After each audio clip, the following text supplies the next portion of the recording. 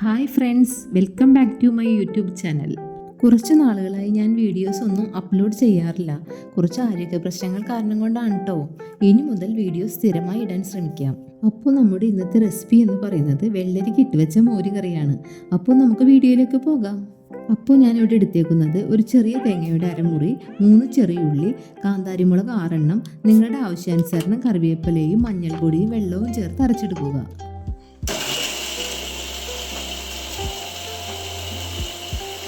ഇത് അരച്ചതിന് ശേഷം ഒരു ചെറിയ ഗ്ലാസ് തൈര് മിക്സിയുടെ ജാറിലേക്ക് ഒഴിച്ച് ചെറുതായി ഒന്ന് അടിച്ചെടുക്കുക.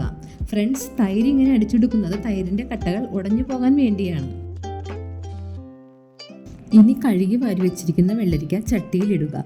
ഞാനിവിടെ വെള്ളരിക്കയുടെ പകുതിയാണ് എടുത്തേക്കുന്നത്. ഇനി ഇതിലേക്ക് 5 കാന്താരിമുളക് നീളത്തിൽ ഇടുന്നുണ്ട്. കൂടെ ആവശ്യത്തിന് ഉപ്പും മഞ്ഞൾപ്പൊടിയും ചേർത്ത് ആവശ്യത്തിന് വെള്ളവും ഒഴിച്ച് നന്നായി ഇളക്കി യോജിപ്പിക്കുക.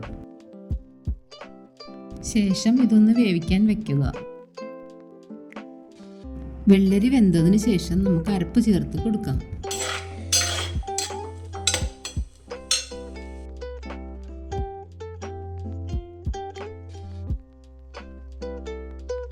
അരപ്പ് തിളച്ച് പച്ചമണം മാറി തുടങ്ങുമ്പോൾ നമുക്ക് തൈര് ഒഴിച്ച് കൊടുക്കാം. തൈര് ഒഴിച്ചതിന് ശേഷം തിളയ്ക്കാൻ പാടില്ല കേട്ടോ.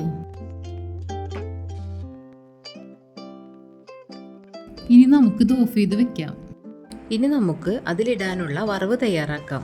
ഒരു ചട്ടിയിൽ കുറച്ച് വെളിച്ചെണ്ണ ഒഴിച്ച് അത് ചൂടാവുമ്പോൾ കുറച്ച് കടുകിട്ട് പൊട്ടിക്കാം. ശേഷം ഉലുവയിട്ട് അതൊന്ന് മൂത്ത് വരുമ്പോൾ ഉണക്കമുളകും കറിവേപ്പിലയും കാശ്മീരി ചില്ലി പൗഡറും ഇട്ട് മൂപ്പിച്ച് ചട്ടിയിലേക്ക് ഒഴിച്ചു കൊടുക്കാം.